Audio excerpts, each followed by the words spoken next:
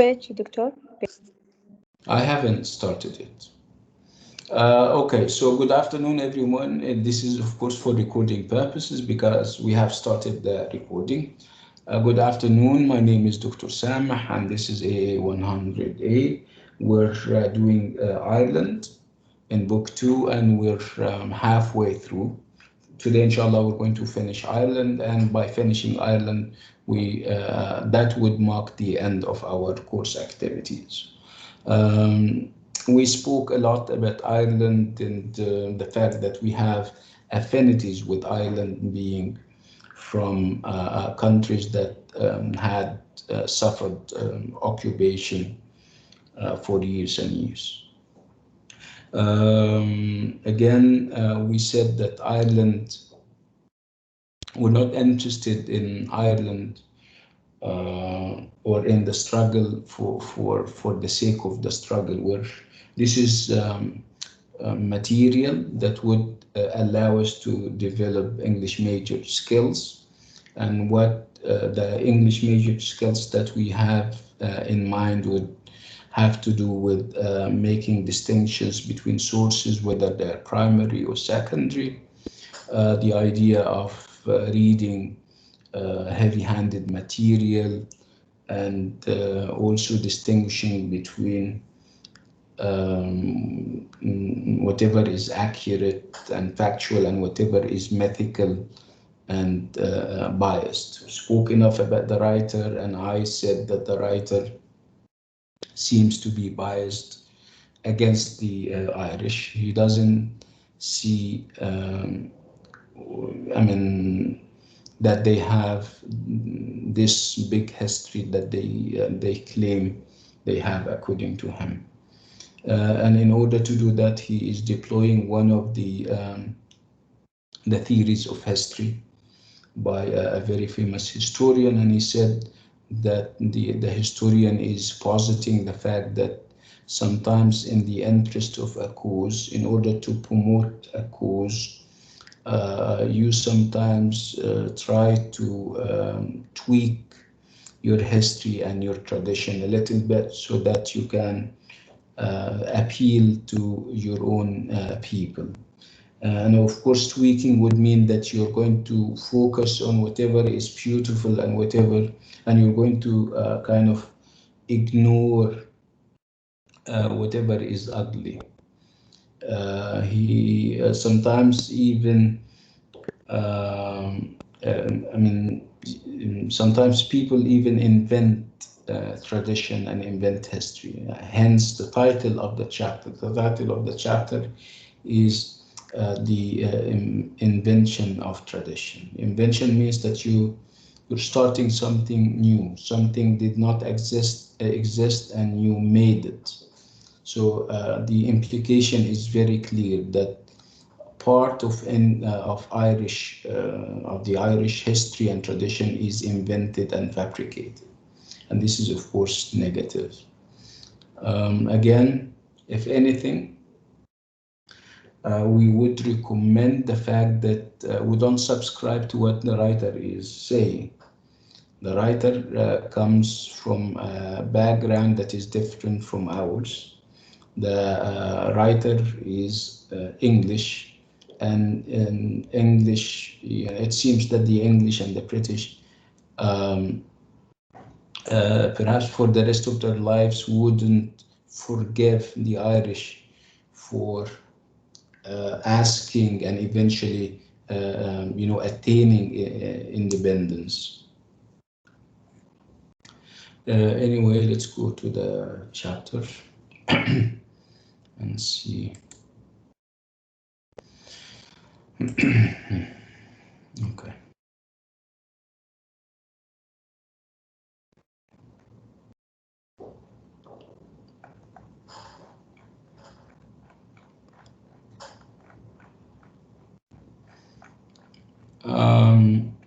Remember, one focal landmark in the history of Ireland would be Easter Rising, remember, of 1916.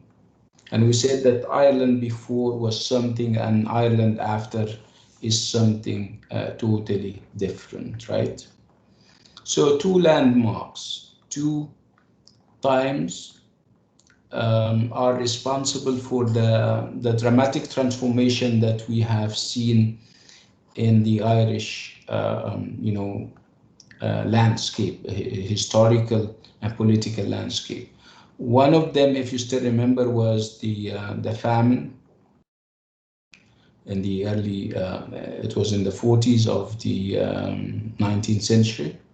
Remember the Irish famine, where thousands upon thousands of Irish people died, and other thousands upon thousands had to flee the country or leave it and migrate to America and Australia because they were so poor and everything. So these are so this is what the Irish famine is one thing, and the other thing would be the 1916 rising, Easter Rising, where also there were a great deal of killing. If you still remember, people revolted against what they thought are bad or were bad, living conditions and everything. And what did the English, what did they do? They killed them. So the Irish wouldn't forget about that, and they started to ask for very high. Their demands became very big. Instead of settling for home rule and self-rule, they started to ask for entire and complete independence. Last time we also spoke about Irish nationalisms, and we said that we have different forms of nationalism. We started off last time talking about political nationalism and how the Irish started to mobilize their, their resources and their efforts.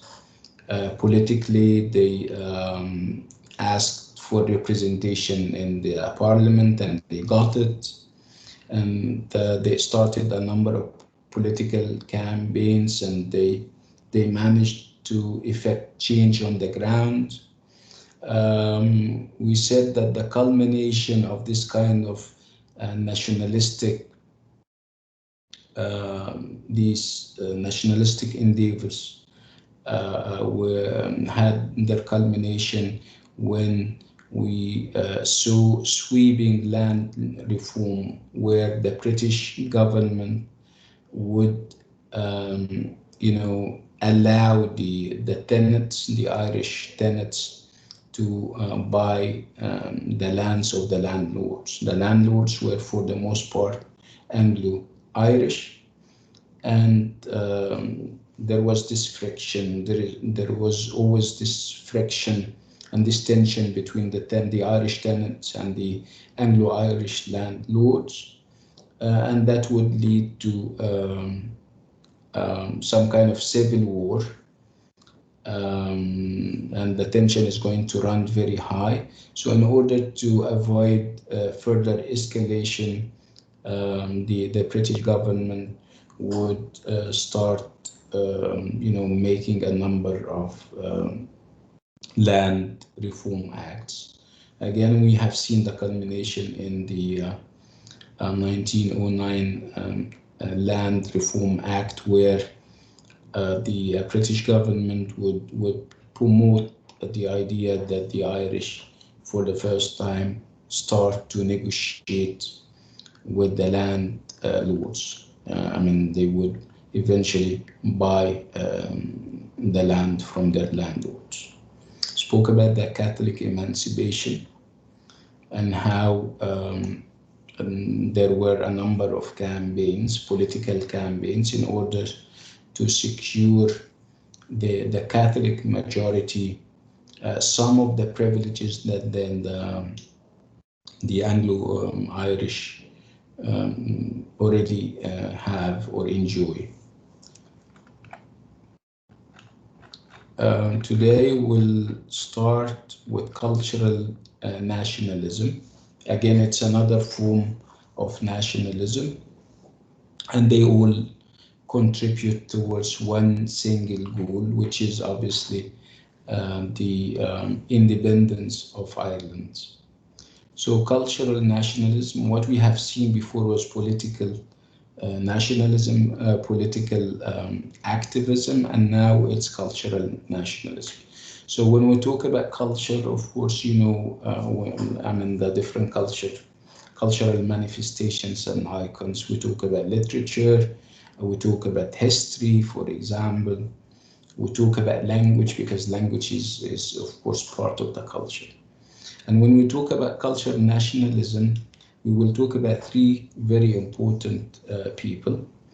Um, and these three very important people would help in, you know, changing the image that people have of Ireland. They would focus on Irish history, Irish mythology, Irish culture, so that people would find pride and dignity in their country, and they would be encouraged to join the nationalists in restoring or in asking for independence. Last time when we spoke about political nationalism, we spoke about Daniel O'Connell and his so many political campaigns which secured so many rights, and which earned so many rights for the Irish. So this was Daniel O'Connell on the political level. On the cultural level, we would have people like Thomas Davis. We will have people like W.B. Yeats. We will have George Petrie, and these are all cultural, Irish cultural icons.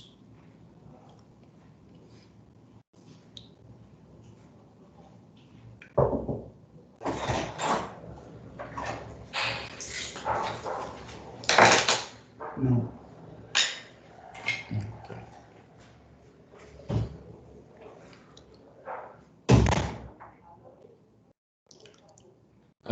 What is interesting about those cultural endeavors is the fact that they were pan-Irish. At one point, you would have, remember in the past, we used to say that we have this clear distinction between Catholics and Protestants. You have the Protestants or the Anglicans in the north, in northern Ireland, and you would have the rest of Ireland as Catholic. With cultural nationalism, you would have people who are even Anglican, and they are part of the struggle. They want also to kind of secure independence for Ireland.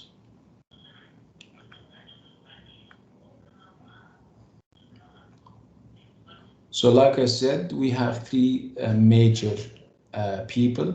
We would have W.B. Yeats, we would have Douglas Hyde. So you have Douglas Hyde, you would have William Butler Yeats, and like I said, George Petrie. Each one of them has an aspect that he addresses his efforts to.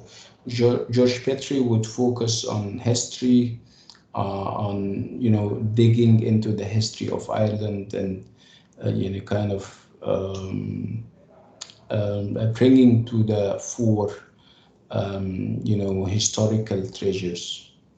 Douglas Hyde would focus on language and restoring the Gaelic language. He was the first president of a league or an association dedicated to this purpose, which is the Gaelic League. And we will have William Butler Yeats, like I said, and William Butler Yeats is a very famous literary figure, and he would focus on the literary part of the equation.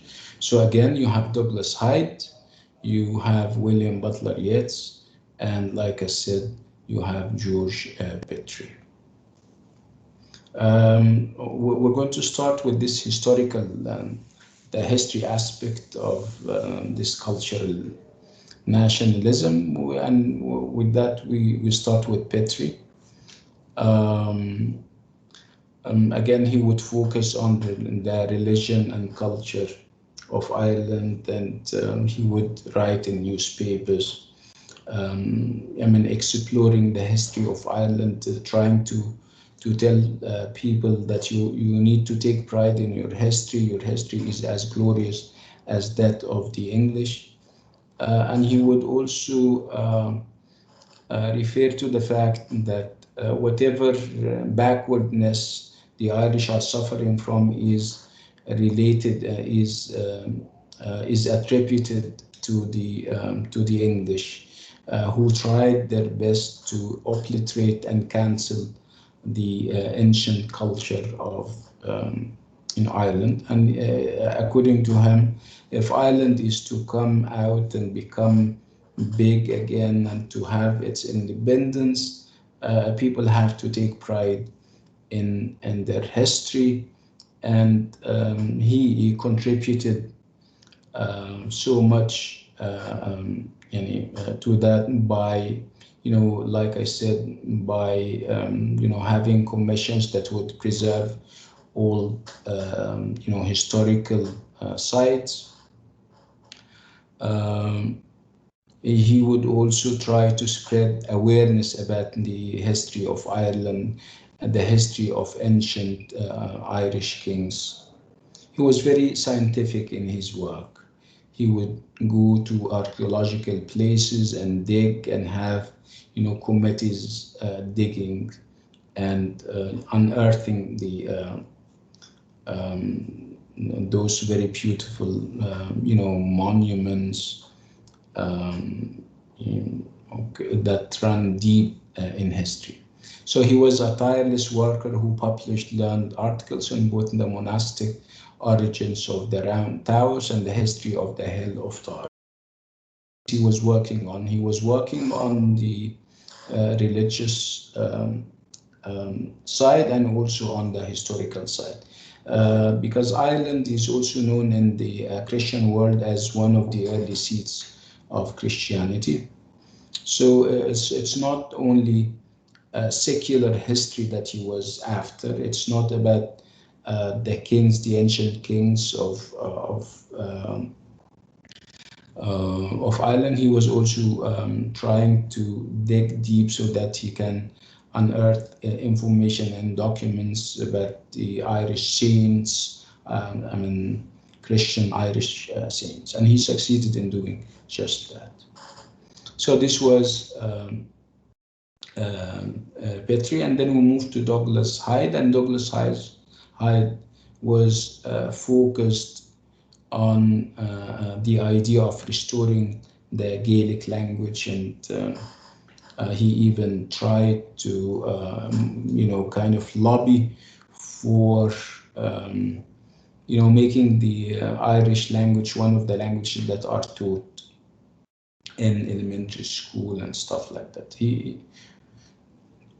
It is true that he didn't succeed, but at least he tried. Again, he formed, among others, the Gaelic League, which is an association that would affiliate itself with other European organizations promoting language as one of a set of essential and distinctive cultural characteristics. So language is as important as literature, as important as any cultural object. But he was again making use of that. He wanted to restore the Irish language. the purpose would be to tell people that you were not born yesterday. You had a very long history, and your history is not it's a big deal. It's like the German history, the Austro-Hungarian history, the even the British history.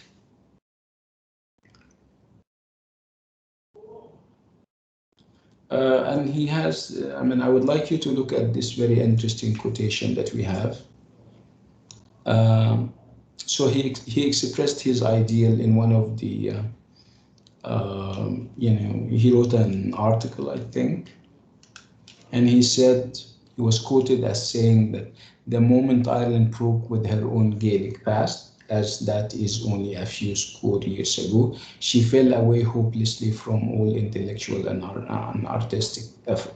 So he's equating progress and becoming advanced as a country with having your own unique language. If you have the language of the occupier, so you're not likely to achieve much. So he says we have, or we were made to break away from our own native language, and that would be reason enough for us to lose prestige, to lose lots of opportunities. He also said that if you also lose your music, your own music, your exclusive and unique music, you also lose a lot. So it's not language that he's talking about. Only he talks about language and music and all those cultural aspects.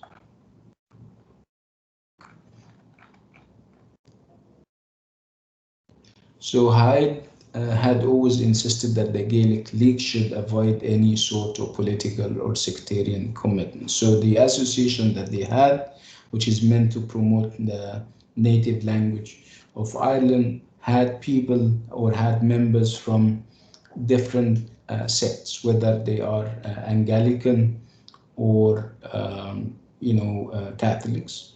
And he had always, Hyde had always maintained that he said that we should not have those very limited and very narrow-minded sectarianism. We don't have to all be Catholics. We are all patriot. We want what is best for Ireland, whether we are Anglo-Irish or Catholic.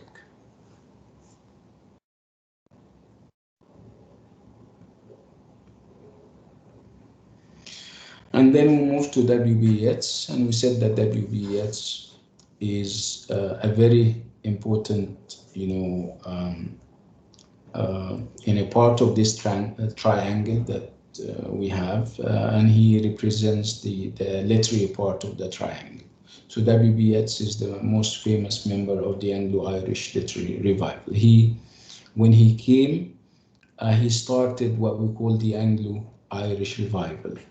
Anglo-Irish literary revival. It's revival. So reviving means something existed and you're trying to revive it. Revive it means that you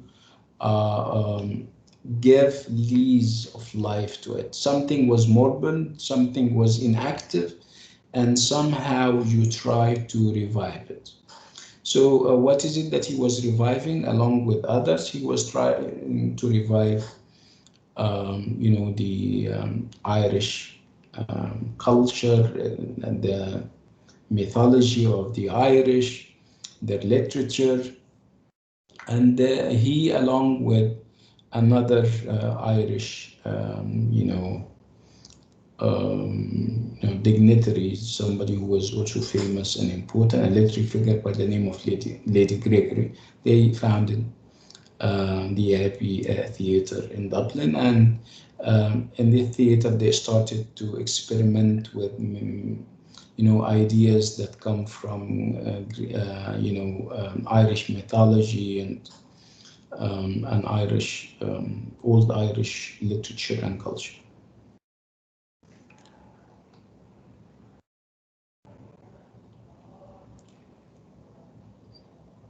Again, what is interesting about W.B. Yeats and his theater and the revival that he was hoping to achieve was the fact that sometimes, as a writer, as a creative writer, he doesn't want people to censor him, to say this is good and this is bad. He has his own point of view. He is part of the struggle. He wants to achieve independence, but he has his own unique literary way. So he used to write plays that wouldn't be consistent with the sensibilities of the religious among the Irish. Remember, we said that Ireland, for the most part, is a very devout nation. They are very religious, and they wouldn't normally accept things that are outside religion, that are not consistent with religion. So again, as a free writer, W.B. Yeats would say, no, I write what I want to write, and I don't want people to kind of censor me and say this is good and this is bad. He wrote one of the plays, and the play was called The Countess Kathleen, and the play was produced on the Abbey Theatre. And what is interesting about the play is that it takes as its background the Irish famine and what happened to the peasants and how they died. And one of the characters, a countess by the name of Kathleen, in order to help the peasants, the famine-stricken peasant, would agree to sell her soul. This is something that didn't go very well with the audience, the Catholic audience. They considered selling, for somebody to sell his soul, obviously to the devil is quite irreligious. So they started to complain and against the play. Another member of the Irish revival is a very famous dramatist by the name of J.M. Singh, and his plays are also very controversial, and they wouldn't go well with the audience because of how daring and how free the ideas are. Remember, this is a very conservative society. If you if in the play you portray an unfaithful wife, this is assaulting the sensibilities of these conservative people, and they wouldn't agree.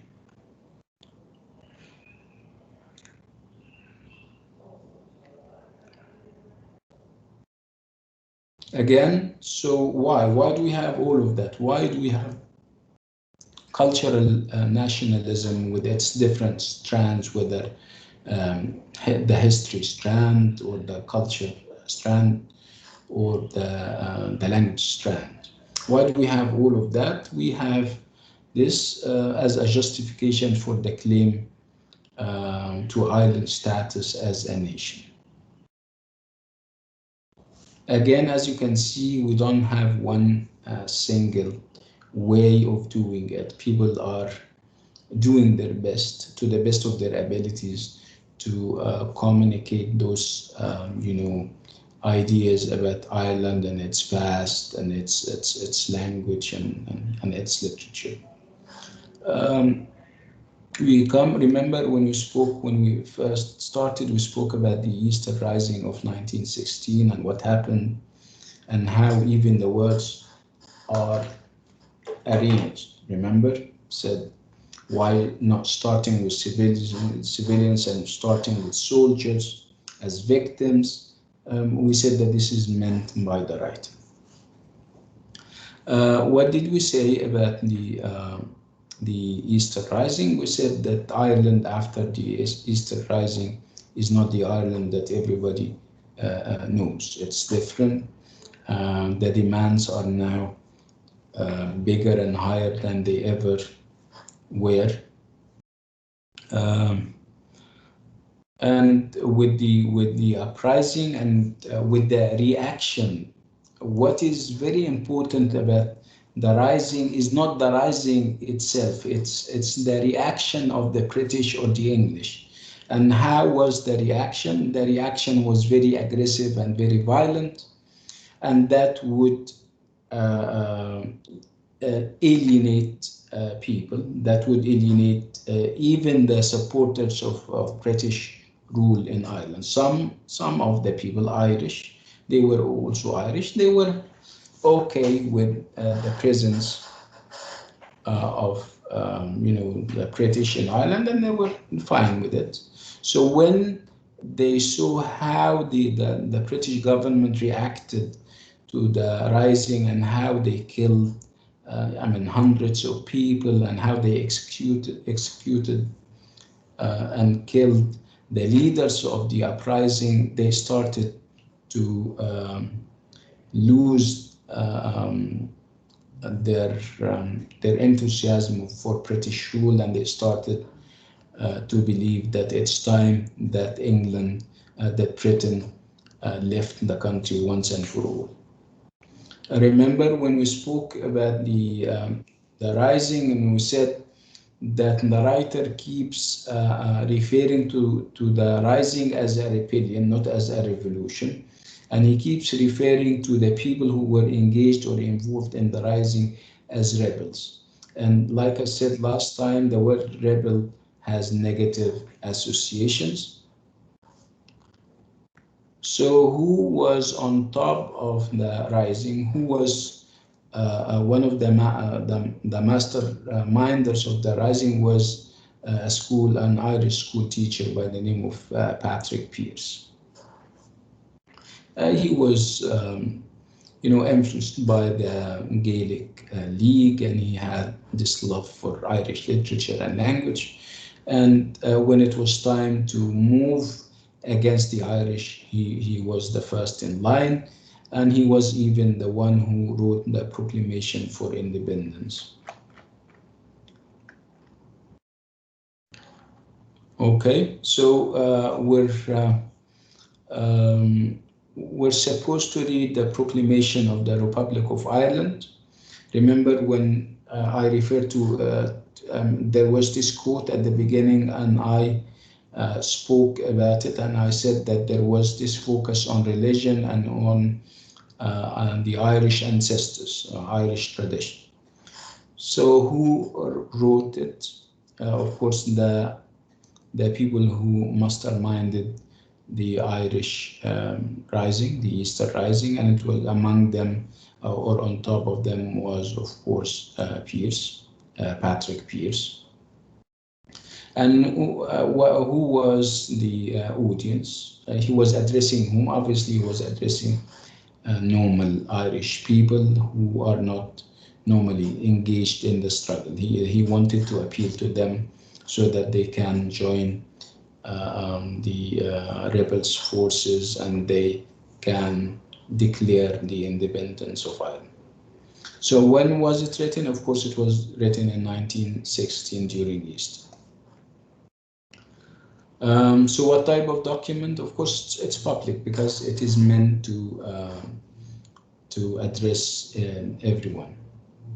What is its historical context? So of course the rising that we spoke about in 1916. Again, it was written by Patrick Pearse, and it was intended to be read by the people of Ireland, and it was made public in 1916. And it is a public declaration by a group of rebels of the justice of their cause, the cause of Ireland. It was the document that justified the rising as orchestrated by the Irish Republic, and and there were lots of factions and groups involved. What was their big aim when they take over? They wanted to seize control of the government of Ireland from the British and declare an independent republic.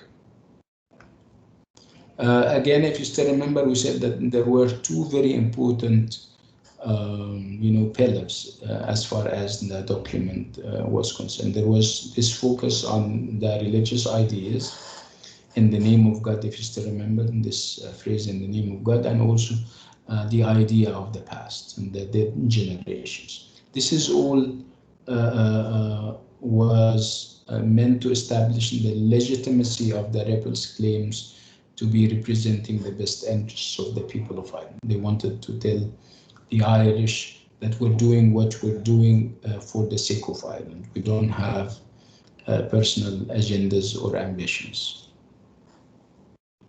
Of course, the proclamation and the declaration was a very important document. And of course, we spoke about what happened and the fact that the rebellion, lasted for 6 years, and after 6 years, the rebel, under the force and the effect of the heavy firing of the British, they had to surrender. Again, the rebellion is important and everything, but what happened after the rebellion is even more important. The idea that the English reacted very violently and very aggressively, which is something that the Irish didn't like. The idea that, for example, the British authorities sentenced 90 of the rebels to death, they have executed 15 people, and some of them are the leaders of the rebellion. Of course, the Irish were not happy, and they started to hold in very great esteem those who died in this rising. Do we have something that would document what happened? Yes, we have personal correspondence. One of them is a letter sent by Yeats to Lady Gregory. He wasn't in Ireland at the time of the rising.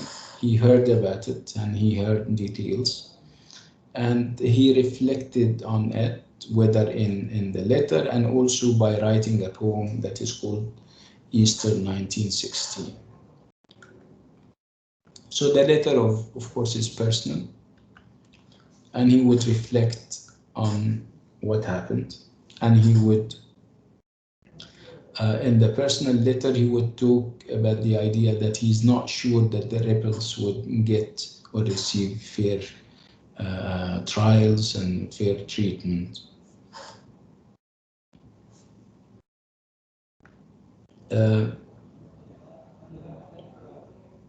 Again, this was the personal letter. He would also document what happens in a poem, and the poem is called Easter 1916. And this happens to be one of Yeats' most famous works. And what is interesting about the poem is that it shows you that he didn't condemn what the English did outright. He was wavering. There was this what do they call it, fluctuation in his opinion. You don't know whether he was for the Irish or for the British. So if you're not for the Irish, definitely you are for the British. He would use expressions that would show you don't know. Eventually, you don't know whether he was wholeheartedly with the Irish or the British, and this is something that people took against him. When we look at the poem, we need to also look at it from the perspective of tradition, whether it was traditional or was it flouting and deviating from the established tradition. It's interesting in the sense that for the most part he is relying on British and English forms, and he is Irish, and he is also part of the struggle against the British. So he's using their language, he's using their poetic forms to condemn them and to say negative things about them. This is ironic and very interesting. Again, but he didn't do enough. I mean, he's the ideas that he expressed. It is true that he is using English forms and English, poetic traditions in order to kind of hold the English accountable for their misdeeds during the rebellion, but he was still wavering. You don't really know whether he was for or against. So we should also recognize that the poem implicitly descends from British rule in England. Paradoxically, this is a poem written in English which opposes English rule.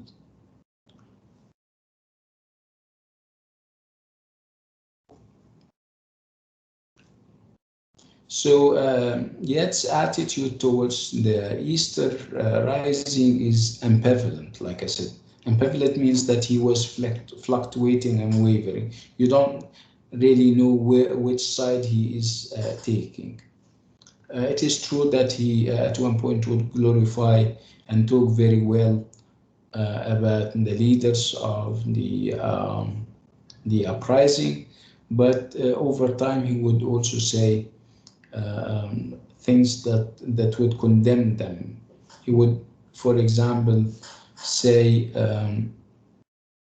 that he believes that this is a form of fanaticism, that people are fanatic in their demands, and implying that they should kind of lower the temperature down a little bit. He in one of his lines he says, "Too long a sacrifice can make a stone of the heart," and this is something that somebody is going to take him to task about. Somebody is going to fiercely criticize him for saying that. He's saying that too long a sacrifice.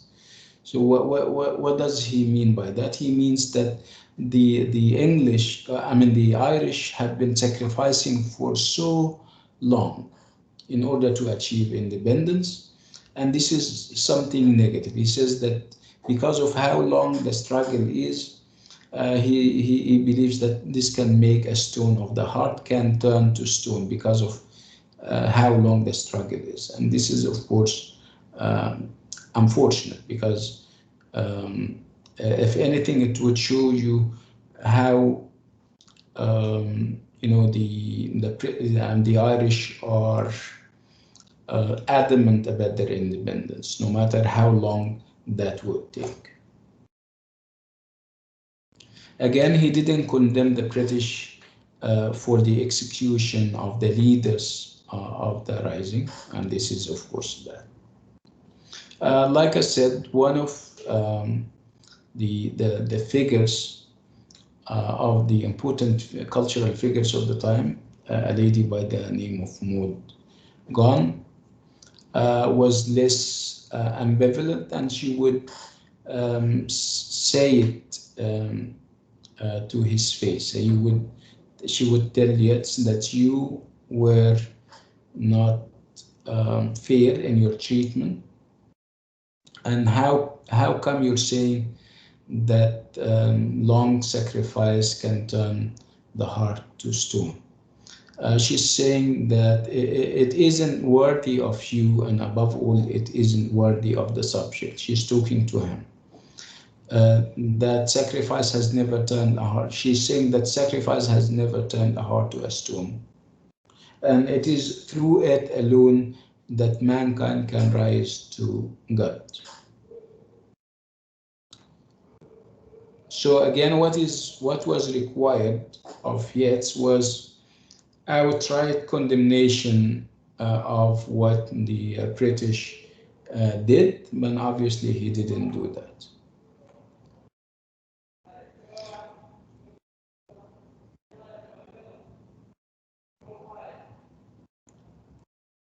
Okay, let's move to what happened after the the rising Easter 1960. So of course, the rising was suppressed, and lots of civilians got killed. Or you need to always remember this, that this was a period when you could have a great deal of rights from the British, because the British were engaged in war against the Germans, and the Germans were advancing, and they were losing the war. So they were not at their best. So when people like the nationalists in Ireland would come and say, listen, you need to do something, they would, instead of starting a new battleground or a new front, they would say, okay, we'll consider your demands, let's finish with the war first and stuff. Again, what would help after Easter 1916 would be the fact that the Irish would have their own parliament, and one of the nationalist political parties would win. It was called Sinn or Sinn Féin, and they would have lots of members of parliament, and through their their presence in the parliament, they would revoke lots of the British acts and rules. Eventually, they would take over the government, and they would make sure that British presence is cancelled and is no longer. That, of course, would create friction with unionists, people who believe that Britain should stay, and the two sides would fight, and we will have some kind of civil war that would stay perhaps for a year or two.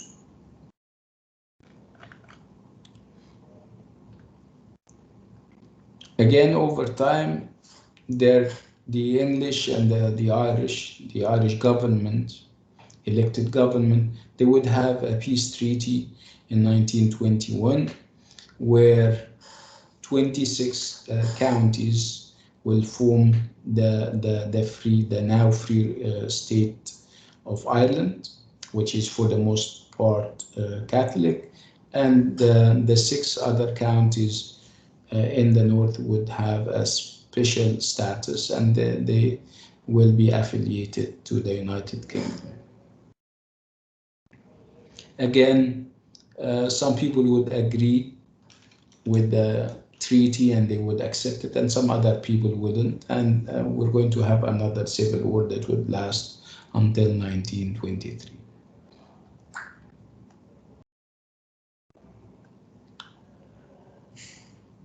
Again, over time, now we have a newly created independent state that we call Ireland, and they would, institute, laws that would, at one point, entrench the use of the Gaelic language.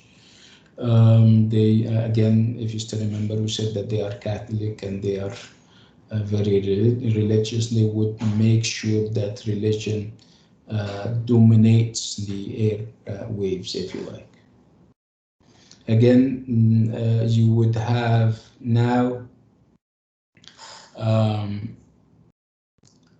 they are all Irish, and they are now living under the new government, the new Irish government, but they would divide. When it comes to celebrating their achievements and their history, we would have 2 histories now. We would have the far and ancient history of the ancestors, and you would have the history of the Easter Rising and what happened, and it's the leaders of this rising were given the prestige of those of ancient history. They were considered as heroes and saints and everything.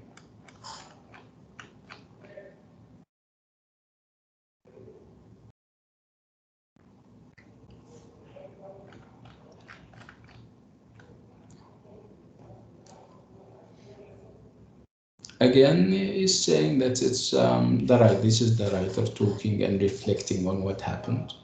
He said that, yeah, sometimes you need to create mess, you need to create, to highlight your tradition, but you need also to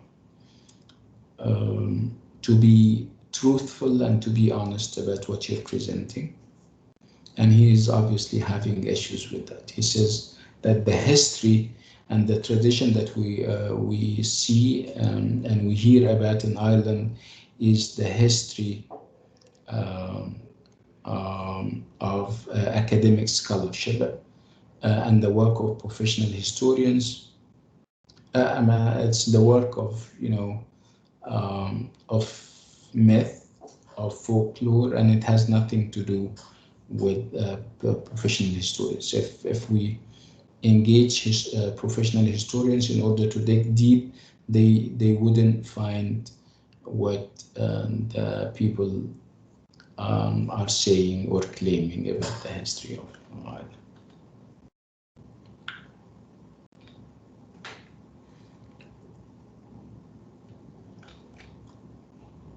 Again, we're talking about cultural symbols that would and cultural emblems that would enhance this sense of pride and dignity among people.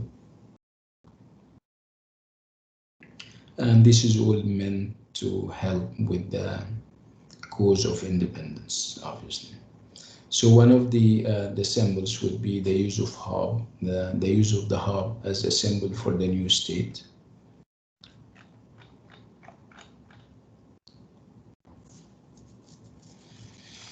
And again, this is a variation on what we have been talking and the negative ideas that we have seen communicated all through the essay about whether what we have seen is true tradition or invented tradition. And this is basically what the chapter is all about. I have 5 minutes for questions.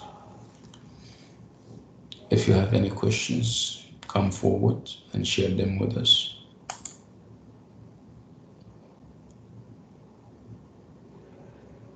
Doctor? Yeah, go ahead. The final just gonna depend on the essays? Yes. I guess Miss Fatma has shared the final with you. I mean, the ideas and the chapters and everything, right? Okay. I don't know, but okay. You need to check the LMS, and I think she also sent emails about the same. Yeah, essays that we're having in the final. Okay, so like I said, you need to be careful with what you write. You need to have an essay where you normally introduce the idea in the introduction and then develop the ideas and then you conclude. Okay, you need to be organized. You need to know what you're talking about. You don't just write aimlessly. You have to have aims and goals. Any other questions, Yagama? Do you think we need perhaps one more class for an overall revision, an overall course revision? Do you think that would be a good idea? Yes. Yes. Okay. Time. طيب, we're not doing it tomorrow or the day after. We need to give this extra class a few days, very few days before the exam. So when exactly is the exam, يا جماعة? Is it next week? And when, if it is next week? It's on the 19th. Well, yeah, I know, but I don't know when the 19th is. Yeah, and it's very قريبة, right? The 19th يعني falls on what day? يعني if It's today next Monday. Monday. next month, yeah. Next Monday. اللي جاي دوت? Yeah. This Monday? Yeah. Yeah. Okay. So, and Tuesday, today is Tuesday, right? We can Monday. Can we meet on Thursday? How about that?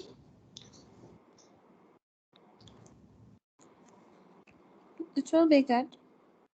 What? It will be good. It's good, I think. Okay. طيب. طيب. So let's agree on يعني mutually convenient time. So when is convenient for you?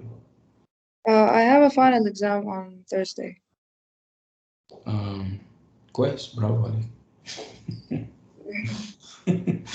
طيب. Saturday? It's fine if you do it on Thursday, but maybe at like 4 p.m. would be good. Yeah. Okay. بس فور ما تبقوش تعبانين يعني احنا والرمضان. Let me just remind you. Is 4 fine? It's fine. It's fine by me. But is it fine by you? 4 o'clock?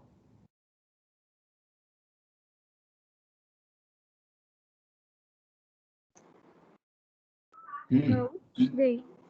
نعم.